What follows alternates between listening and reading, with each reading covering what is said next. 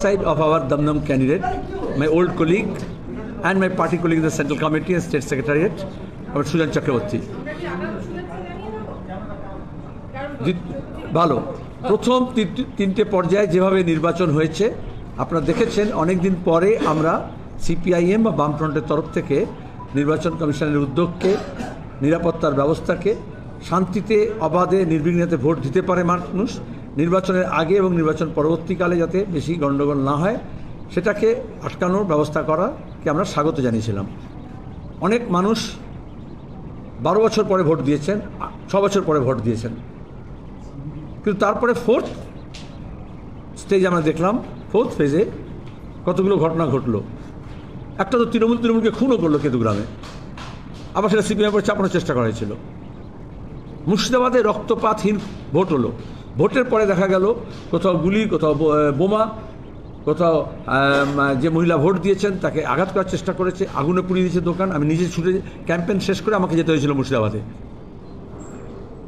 তারপরে এখন ঘটনা হচ্ছে না, কিন্তু চতুর্থ পর্যায়ের ভোটের পরে আমরা এই জন্য আজকে এলাম। এরপরে পঞ্চম পর্যায়ের ভোট, অনেকগুলো ঘটনা, বিক্ষিপ্ত ঘটনা হলেও অনেকগুলো ঘটনা ঘটলো যা অনভিপ্রেত। তৃণমূল মরিয়া হয়ে গিয়েছে, যার ফলে তারা আবার তাদের রাজ্য পুলিশের একটা অংশকে ব্যবহার করে, কোথাও কন্ট্রাকচুয়াল লেবারকে ব্যবহার করে, কোথাও নানান রকমের অ্যান্টি সোশ্যাল এলিমেন্টসকে ব্যবহার করে ওরা টিকে থাকার চেষ্টা করছে। মানুষের মন ওরা বুঝে গিয়েছে, সেজন্য ওরা এখন মানুষের শরীরের ওপর দখল নিতে চাইছে, শারীরিক আক্রমণ করার চেষ্টা করছে, ক্যাম্পেইন আটকানোর চেষ্টা করছে। এটা পঞ্চম, ষষ্ঠ এবং সপ্তম পর্যায়ে যাতে নির্বাচনে সঠিকভাবে হয়, সুষ্ঠুভাবে হয়, অবাধ হয়, শান্তিপূর্ণভাবে হয়। কারণ আমরা রাজ্যে শান্তি ফিরিয়ে আনতে চাইছি। রাজ্যে শান্তি ফিরিয়ে আনার শর্ত হচ্ছে মানুষ গণতান্ত্রিক এই প্রক্রিয়ায় শান্তিতে অংশগ্রহণ করুক, ভোট পর্বটা শান্তিতে নিব, এবং ভোট পর্ব মিটে যাবার পরেও আমরা দেখছি স্ট্রং রুম পাহারা, তার সঙ্গে দাঁড়িয়ে ইভিএমকে রক্ষা করা এবং গণনা যাতে সঠিকভাবে হয় তার ফুল প্রুফ অ্যারেঞ্জমেন্ট, সেই ব্যাপারে আমরা কথা বললাম। তার পাশাপাশি আমরা নির্দিষ্ট কিছু অভিযোগ, সেটা দমদম কেন্দ্রে, ডায়মন্ড কেন্দ্রে আরও স্পেসিফিক আমরা কিছু দেব, কিন্তু আমরা যেহেতু পঞ্চম পর্যায়ে ভোট হচ্ছে শ্রীরামপুর, ব্যারাকপুর, হুগলি, এইগুলোর উপরে আমরা বলেছি, এবং যেটা সিও বলেছেন যে এখন যথেষ্ট ফোর্স মোবিলাইজড হয়েছে এবং পঞ্চম, ষষ্ঠ, সপ্তম পর্যায়ে কোনো বাহিনীর কোনো ঘাটতি হবে না, পার্সোনেলের কোনো ঘাটতি হবে না।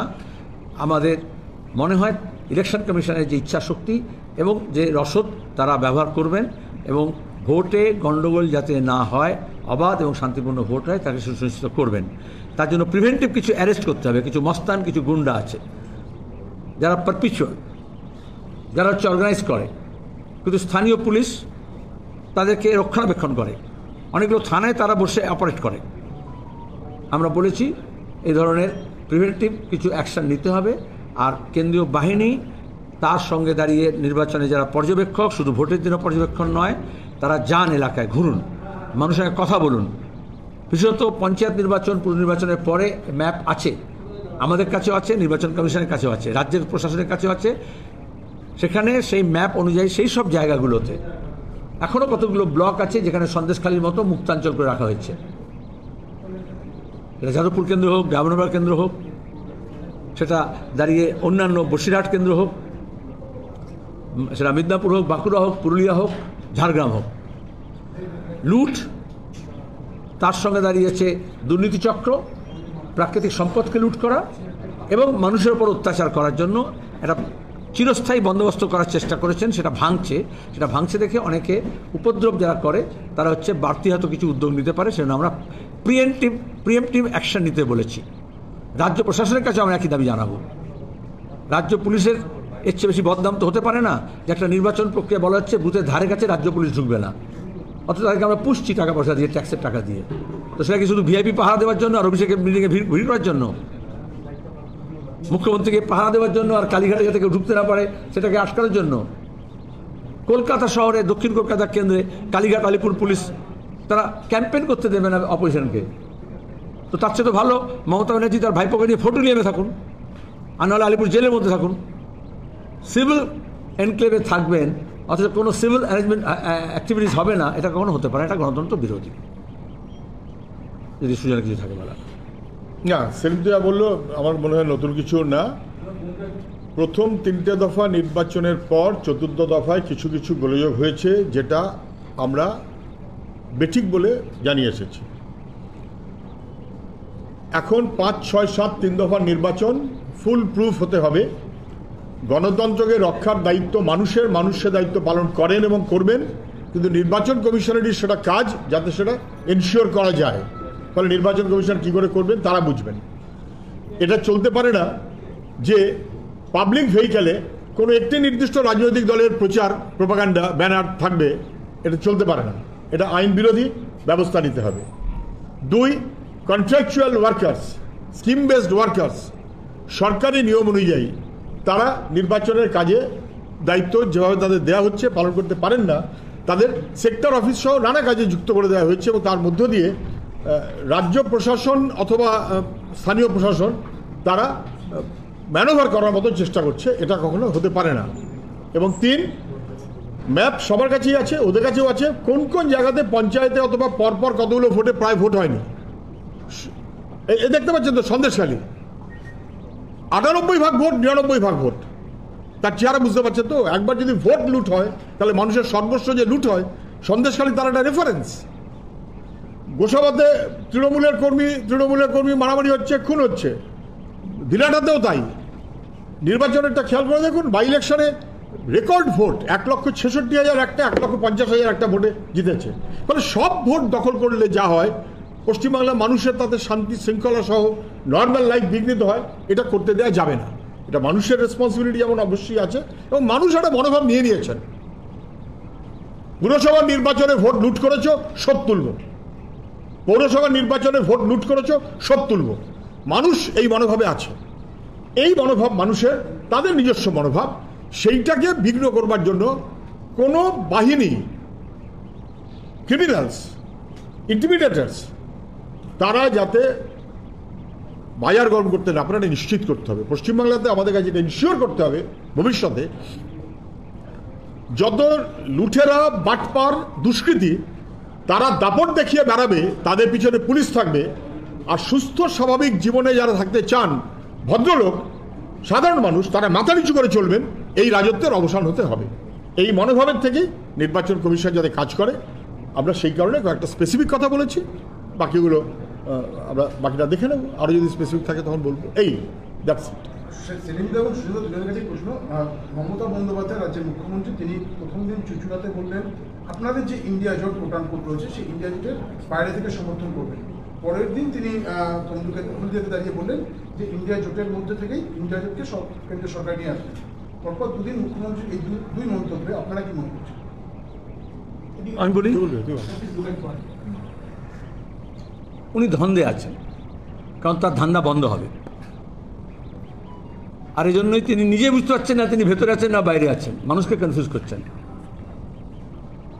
একদিন বলছেন আমি ইন্ডিয়া ব্লক গঠন করেছি, আমি ইন্ডিয়া ব্লকের নাম দিয়েছি, আমি ইন্ডিয়ার নেতা, আমি প্রধানমন্ত্রী হব বা আমি প্রধানমন্ত্রী ঠিক করব। কিছু কিছু মিডিয়া তার সঙ্গে ধুলো তুলেছিল বাংলায়। আবার তিনি বললেন আমি নেই, ভাইপোকে বাঁচাতে হবে। এই শিক্ষক নিয়োগ দুর্নীতি, কয়লা পাচার, বিদেশে বান্ধবীদের অ্যাকাউন্টে টাকা পাঠানোর সব ডকুমেন্ট যখন আছে, কাকুর গলার স্বর পর্যন্ত যখন নেওয়া হয়েছে, সেই রিপোর্টটাকে একটু ডিলে করতে হবে। তিনি বললেন আমি নেই ইন্ডিয়া ব্লকে। আমি প্রথম দিনই বলেছিলাম, আপনারা জানেন, যখন ব্যাঙ্গালোরে বৈঠক হয়েছিল, সীতারাম ইয়েচুরি আর মমতা ব্যানার্জি একসঙ্গে কীরকম, আমি বলেছিলাম দেখো ট্রেনে অনেকেই ওঠে কিন্তু ডেস্টিনেশন পর্যন্ত, গন্তব্য পর্যন্ত সবাই যায় না। তাহলে হাওড়া থেকে দিল্লির জন্য ট্রেনে উঠলেন সবাই, কিন্তু উনি আসানসোলে ধানবাদের আগেই চেন ট্রেনে নেমে বললেন, একটু বেচেন হয়েছেন। এখন উনি বলেছিলেন কংগ্রেস 40টা বেশি আসন পাবে না, যেমন বিজেপি বলেছিল, মোদি বলেছিলেন 50টা। আর এখন বলছেন আমি ইন্ডিয়া ব্লককে সমর্থন করবো বাইরে থেকে। তো প্রথম কথা হচ্ছে বাইরে থেকে কে সমর্থন করে, তার তিনি ভেতরে নেই, উনি নিজে স্বীকার করলেন। আপনি আপনার পরিবারে যদি সদস্য হন তাহলে আপনি বাইরের অতিথি তো নন। তো উনি নিজে সেলফ ডিক্লারেশন করলেন যে উনি ইন্ডিয়া ব্লকে নেই, অথচ বিজেপির হাওয়া পাতলা হয়েছে। এই জন্য এখন উনি বলছেন আমি ট্রেনে আবার উঠে পড়বো। তো ট্রেন তো এগিয়ে গেছে, তিনি ট্রেন থেকে নেমে পড়েছেন। এইবার তার রিজার্ভেশন ক্যান্সেল হয়ে গেছে, এখন তিনি উঠলেও উইদাউট টিকিট তাও গ্রেপ্তার হবেন। আর ট্রেনে যদি না ওঠেন তাহলে যা কর্মকাণ্ড রাজ্যে করেছেন, যে লুট করেছেন, যে ধান্দা করেছেন, যে চুরি করেছেন, যে চুরি করেছেন, যে ফৌজদারি মামলা তার উপর হবে, তিনি জেলে যাবেন। ট্রেনে উঠলেও জেলে যাবেন, ট্রেনে বাইরে থাকলেও জেলে যাবেন। এবার ট্রেনে যদি ছাদে ওঠেন সেটাও বেআইনি, আর ট্রেনের তলায় যান এটাও আমি চাই না। সুতরাং তাকে ঠিক করতে হবে তার এই রাজনৈতিক অবস্থান কেন এরকম হলো। কারণ নির্বাচনটা হচ্ছে পার্লামেন্টের নির্বাচন হচ্ছে যেখানে দেশের নীতি নির্ধারণ ঠিক হয়, সেখানে নীতিহীন মানুষদের এই অবস্থা হবে। একটা নীতি থাকলে, একটা লক্ষ্য থাকলে তিনি এই অবস্থায় পড়তেন না। যেহেতু তৃণমূলের নিজস্ব কোনো নীতি নেই, ইহাও খাবো উহাও খাবো, সেজন্য এই অবস্থা হয়েছে। নীতিশ কুমার এভাবে তো ছিল যখন ইন্ডিয়া ব্লক তৈরি হচ্ছিল, তাও বিজেপি চলে গেল, উনি অপেক্ষা করছিলেন। আমরা মনে করি যে পশ্চিমবঙ্গ তার রাজনীতি এখন স্পষ্ট, মানুষ বুঝেছেন দিল্লি থেকে বিজেপির মসনদ থেকে সরাতে হবে। আর তার জন্য বাম এবং কংগ্রেসের যে সমঝোতা হয়েছে তার সঙ্গে তার বাইরে যারা একটা বিশাল অংশের মানুষ তারা যুক্ত হয়েছেন। বিজেপির হাওয়া যত দিল্লিতে কমে যাচ্ছে, মমতা ব্যানার্জি তত বেশি অস্থির হচ্ছেন। কারণ তৃণমূলের তেজ চৌকিদার দিল্লিতে আছে বলে, সে চৌকিদার সরে পড়লে এবং সরে যাচ্ছে যখন, তখন চোরেদের ধুকপুকুনি বেশি বাড়ছে। আমি একটাই কথা বলবো, যতক্ষণ নরেন্দ্র মোদী 400 ততক্ষণ উনি একরকম ছিলেন, আর এখন নরেন্দ্র মোদী কোনোভাবেই বিজেপি 240 কেন তার চাইতে কমে থাকবে এটা এখন নরেন্দ্র মোদী নিজে বুঝে গেছে। সেই সিগন্যাল মমতা ব্যানার্জির কথার মধ্যেই আছে। এখন উনি ইন্ডিয়া করে বেড়াচ্ছেন, এতদিন করেননি। এবং তাতেও প্রথম দিনে বলেও দিলেন সিগন্যাল দেওয়ার জন্য আমি কিন্তু বাইরে থেকে সমর্থন আছে, পরের দিন আমি নেতৃত্বে আছি। আরে নেতৃত্বে যে আনবে এটা কে? দুটো জাতীয় দল, ওনার একমাত্র যদি কিছু যোগাযোগ থাকে, ক্ষমতা থাকে, শক্তি থাকে, দ্যাট ইজ ওয়েস্ট বেঙ্গল। দুটো জাতীয় দল কংগ্রেস এবং সিপিআইএম, তাদের সঙ্গে উনি নেই, অথচ উনি ইন্ডিয়াতে আছেন, পশ্চিমবঙ্গ ছাড়া কোথাও উনি নেই। এটা ফালতু কথা বলার কোনো মানে আছে? দেশ পল্টুরাম দেখেছে, এখন দেশ পাল্টিবাজকে দেখছে। গোটা দেশের জাতীয় রাজনৈতিক দল কেউ ওকে বিশ্বাস করে না। অমিত শাহর তরফ থেকে আজকেও দাবি করা হয়েছে যে 400 তারা পার করবেন, এখানে কোনো বিকল্প নেই, প্ল্যান কোনো বি নেই, মোদির অস্ত্রেই তারা সংখ্যাগরিষ্ঠতা পাবেন এবং 400 পার করবেন। প্রথম 4টি দফার ভোটের পরে পাগলও সে কথা বিশ্বাস করছে না। যদি মিডিয়াতে কিছু পাগল থাকে তারা বিশ্বাস করবে বা বিশ্বাস করানোর চেষ্টা করবে। এবং কোথায় ঠিক হয়েছে যে অমিত শাহ যা বলেন সেটা একেবারে পাথর কিনা কির, এখন তাকে এটা বলতেই হবে তার নিজের চাকরি বাঁচানোর জন্য। কিন্তু মানুষ ইতিমধ্যে ঠিক করে নিয়েছেন। শুনে দেখবে বিজেপি তার তুনে যতগুলো অস্ত্র ছিল সব প্রয়োগ করে দিয়েছে, এখন নতুন কোনো অস্ত্র নেই। উনি নিজে কথা পাল্টাচ্ছেন। মোদী নিজে একদিন বলছেন ঘুষপেটিয়া, মঙ্গলসূত্র বেচ দেগা, দে দেগা আপকো, মুসলমান সংখ্যা বেশি, বাচ্চা বেশি। আর পরের দিনে আবার একজন সাংবাদিককে ইন্টারভিউতে গিয়ে বলছেন আমি হিন্দু মুসলমান করেনি। কে বিশ্বাস করবে? এদেশের কোন মানুষ বিশ্বাস করবে যে নরেন্দ্র মোদী হিন্দু মুসলমান করেননি? তিনি এসছেন তো সেই পথ ধরে, আর বলছেন যেদিন হিন্দু মুসলমান করবো সেদিন আমি আর সার্বজনীন ক্ষেত্রে থাকবো না। তাহলে উনি করেছেন এবং উনি আর সার্বজনীন ক্ষেত্রে থাকবেন না, এটা তিনি স্বীকার করেছেন। একদিন বলছেন এক কথা, দ্বিতীয় দিন বলছেন আরেক কথা। এটা যখন যাবার রাস্তা তৈরি হয় তখন এগুলো হয়। সেটা মমতার ক্ষেত্রে দেখা যাচ্ছে কথা পাল্টাচ্ছেন, মোদীর ক্ষেত্রে দেখা যাচ্ছে কথা পাল্টাচ্ছেন। অভিজিৎ গঙ্গোপাধ্যায় প্রার্থীপদ বাতিলের দাবি তুলেছে তৃণমূল কংগ্রেস, কারণ তিনি যে ধরনের মন্তব্য করছেন। অভিজিৎ গঙ্গোপাধ্যায় প্রার্থীপদ বাতিলের দাবি তৃণমূল কংগ্রেসের কমিশনে গেছেন, তার বিভিন্ন ধরনের রুচিকর মন্তব্য তিনি করছেন বলে তৃণমূলের তরফ থেকে অভিযোগ। তো প্রথমে তো কল্যাণ ব্যানার্জির যাওয়া হয়েছে, আগে পরে একটা দীপশিতা বাচ্চা মেয়ে ছাত্রী নেত্রী, তার সম্পর্কে যেরকম কুরুচিকর মন্তব্য করছেন, মিসোজিনিস্ট। কখনো নির্বাচনের রাজনীতি এরকম হয়েছে? কখনো পশ্চিমবঙ্গের বুকে ইউপিআইজেশন অফ বেঙ্গল পলিটিক্স। আবার আমরা দেখেছি গুজরাতে, মধ্যপ্রদেশে কীরকম জোর করে প্রার্থীপদ প্রত্যাহার করানো হয়েছে। যেরকম পঞ্চায়েত নির্বাচনে জোর করে বিনা প্রতিদ্বন্দ্বিতা জেতার চেষ্টা করে, ছোট ফুল ওরকম বড় ফুল পার্লামেন্ট নির্বাচনে সেরকম দেখেছে। আর এই জন্যই তারা প্রার্থীপদ প্রত্যাহার করতে বলছে। আর আমরা বলেছি সায়ন ব্যানার্জিকে আমরা তমলুকে প্রার্থী করেছি, আমরা হারাবো, প্রার্থীপদ থাকুক। যেভাবে ধোঁকা দিয়েছেন উনি চাকরি প্রার্থীদের এবং দুর্নীতির বিরুদ্ধে লড়াই করার অবতার সেজে তারপরে দুর্নীতিগ্রস্তদের কোলে গিয়ে বসেছেন, মানুষ তার শাস্তি দেবে, সে সুযোগটা দিতে হবে মানুষকে। সেলিম, আপনি কল্যাণ ব্যানার্জির কথা বললেন, কল্যাণ ব্যানার্জির এলাকা ডোমজুর জুড়ে পোস্টার করেছে যে কল্যাণ ব্যানার্জি 1 লক্ষ ভোটে হারবেন এবং কল্যাণ ঘোষ স্থানীয় বিধায়কের তোলাবাজির জন্য ডোমজুড়েই তৃণমূল 25,000 ভোটে হারবে। তো পোস্টারটা দিয়েছে কে আমি জিজ্ঞেস করছি? পোস্টারের নিচে কারণ কোনো নাম নেই। তৃণমূল দিয়েছে পরিষ্কার। আমি এক্ষুনি আসছি ওখান থেকে, পোস্টারটা সচক্ষে দেখতে গেছিলাম। শুধু নয়, তৃণমূলের মানুষজন আমাকে বলেছিল, কোনো ঘোষিত কর্মসূচি ছিল না যে আপনি একবার আসুন। সকালে আমি গিয়েছিলাম, তারা ক্ষোভে ফেটে পড়ছে তোলাবাজির বিরুদ্ধে। ছোট ব্যবসায়ী, বেশিরভাগ লোক কলকাতা, বড়বাজার, কলটোলা, জ্যাকেট স্ট্রিট এসব জায়গা থেকে, মিডিয়া বুরুজ, সেখান থেকে ব্যবসা করতে ওখানে গিয়ে বাঁকড়ায় ব্যবসা করছে। তারা বাঁকড়ায় তোলাবাজি থেকে অস্থির, এবং এই তোলাবাজির জন্যই তারা তৃণমূলের নাম পাল্টে দিয়েছে। তৃণমূল বলে না, তোলামূল বলে। সেখানে মানুষ ঐক্যবদ্ধ হচ্ছে। সেই ফাঁপড়ে তৃণমূলেরই একটা গোষ্ঠী, তারা নিজেকে বাঁচা। আমরা আগে বলেছিলাম যে সবাই চোর নয়, 1, 2, 3, 4 তৃণমূলের সবাই চোর এরকম না বলে, যারা চোর নয় তারা সরে দাঁড়াক, তাহলে আমরা মন খুলে আমাদের ছেলেপুলেরা চোরকে চোর বলতে পারবে। তো একটা বড় অংশের তৃণমূলের যারা চোর নয় তারা সরে যাচ্ছে, এবং এখানে সোচ্চারে পোস্টার দিয়েছে। আমি স্বাগত জানাচ্ছি।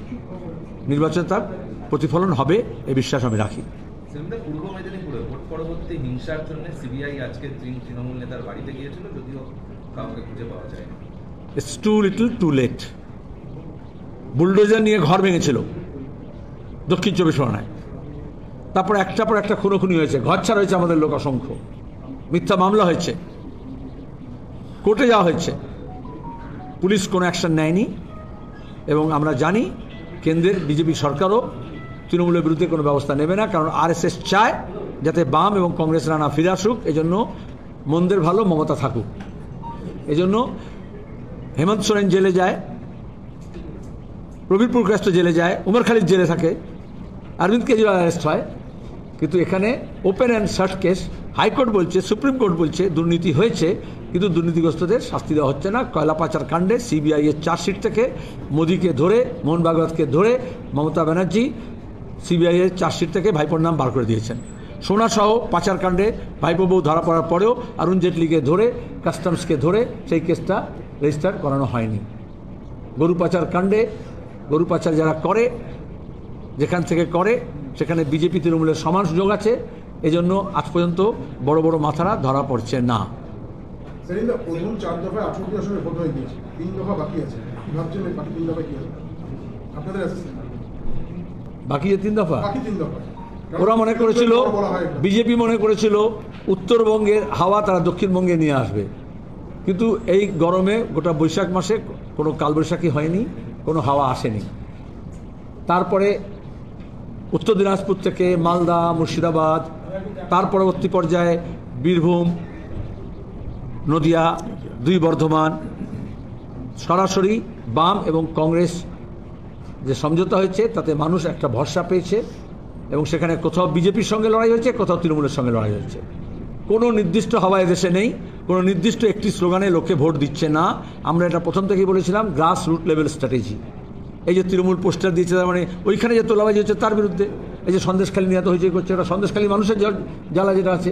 এরকম নির্দিষ্টভাবে যারা মনে করেছিল মন্দিরের নামে, মসজিদের নামে ভোট হবে, তা হয়নি। লোকে নিজের হক ফেরত পেতে চাইছে, অধিকার ফেরত পেতে চাইছে, গণতান্ত্রিক ব্যবস্থা এবং ধর্মনিরপেক্ষ কাঠামোকে বজায় রাখতে চাইছে, দেশে যাতে গণতান্ত্রিক ব্যবস্থা থাকে তার জন্য ভোটকে ব্যবহার করতে চাইছে, এবং রুটি রুজির প্রশ্ন, মূল্যবৃদ্ধির প্রশ্ন এই নিয়ে ভোট করছে। আর সেই জন্য বিজেপি তৃণমূল কিছুতেই মূল্যবৃদ্ধির কথা, রুটি রুজির কথা বলছে না, কিছু আবেগ মথিত কিছু কথা বলছে, এবং সেখানেই পড়ে যাচ্ছে।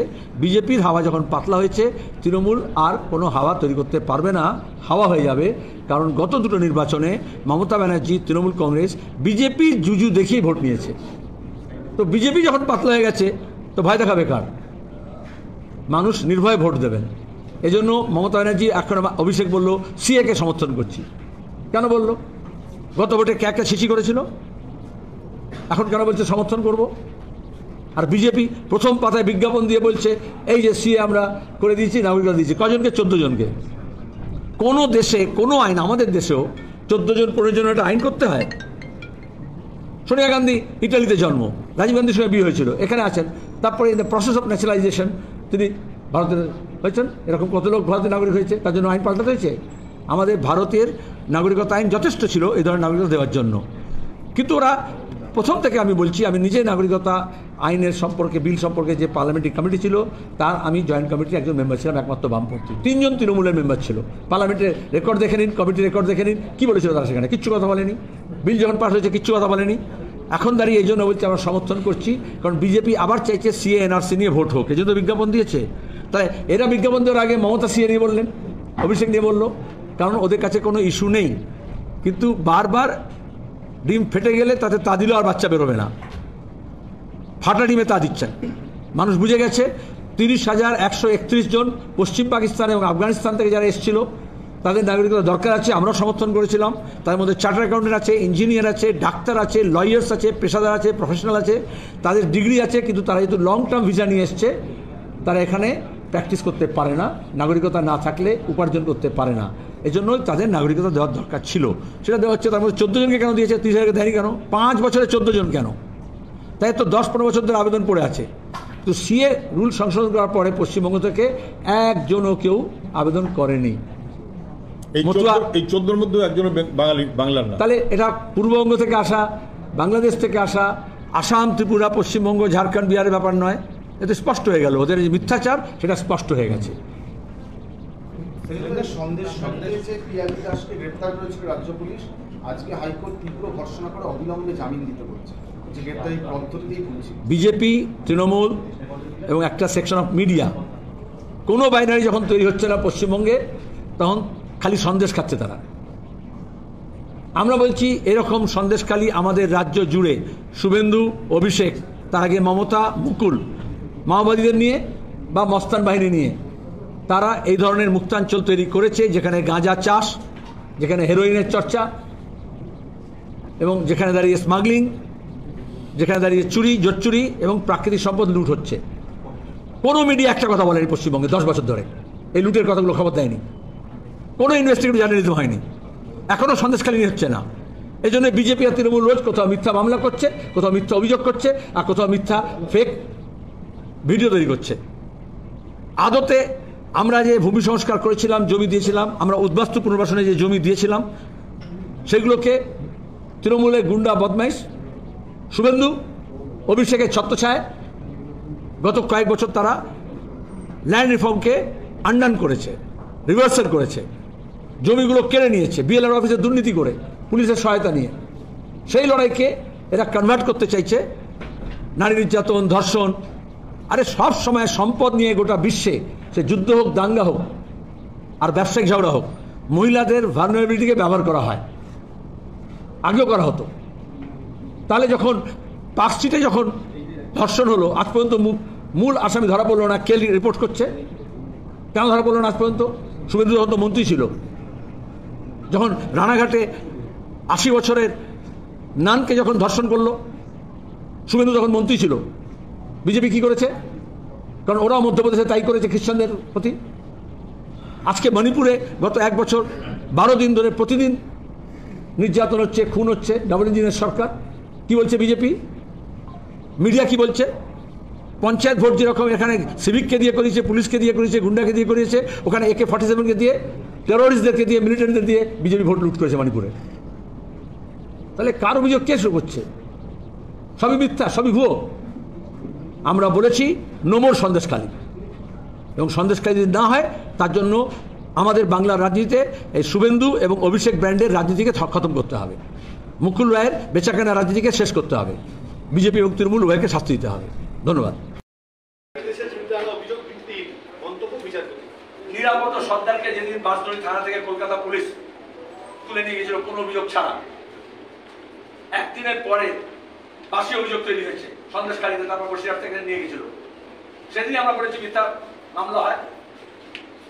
গত 2011 পর থেকে আমাদের 85,000 মামলা হয়েছে আমাদের বিরুদ্ধে। যে অফিসাররা করেছে তারাও কেউ পার পাবে না। আজকে সুপ্রিম কোর্ট বলছে প্রবীণ প্রকাশকে অ্যারেস্ট করা এবং মামলা মিথ্যার প্রধান হিসেবে। কে কার বিরুদ্ধে বলছে? বিজেপি এবং তৃণমূল এক বলে গরু, একই জায়গায় ট্রেনিং নিয়েছে। উত্তরপ্রদেশে যা যা হচ্ছে পশ্চিমবঙ্গে তাই হচ্ছে।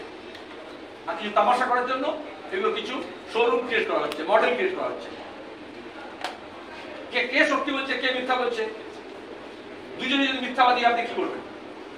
কেন নিরাপত্তা সত্তাকে গ্রেপ্তার করা হয়েছিল? আমরা তো প্রতিবাদ করেছিলাম। কেন মিথ্যা মামলা দেওয়া হয়েছিল? কেন নিরাপত্তা সত্তায় যখন সন্দেশখালী বলছিল অ্যাসেম্বলিতে, আজকে যে বিজেপি নেত্রী মমতার ছায়া সঙ্গিনী সোনালী গো কেন মাইক বন্ধ করেছিল ডেপুটি স্পিকার? কটা খবরের কাগজ, টেলিভিশন চ্যানেল বাংলা রিপোর্ট করেছিল যে সন্দেশখালী মহিলা নির্যাতনের কথা নিরাপত্তা সত্তার বলছে, আর এরা বলেছে লুকোপাস লাইনে করতে দেবো না। আর এখন কেন বলছে? নাগপুর থেকে হ্যান্ড আউট এসছে বলে, ইলেকট্রো বোর্ডের টাকা এসছে বলে। যখন বলার কথা ছিল তখন বলেনি, যখন বলার কথা ছিল তখন বলেনি। এইখানে হচ্ছে আমাদের রাজ্যে যে গণতন্ত্র গিয়েছে, তাতে বিজেপি তৃণমূলের সঙ্গে, আরএসএস এর সঙ্গে, সাম্প্রদায়িক শক্তির সঙ্গে মিডিয়ার একটা বড় অংশ চিট ফান্ড হোক বা ইলেকট্রাল ফান্ডের জন্য তারা চুপচাপ থাকার ফলে এত বিজেপি তৃণমূলের দাপট বেড়েছে। মানুষ এখন কথা বলছেন, মানুষকে কথা বলতে নেই। মানুষের কথা বলুন, রুটি রুজির কথা বলুন, সাজানো কথাগুলো বলে লাভ নেই। ফেক ও ডিগ্রিধারীদের ফেক ভিডিও নিয়ে চর্চা করার কোনো মানে হয় না।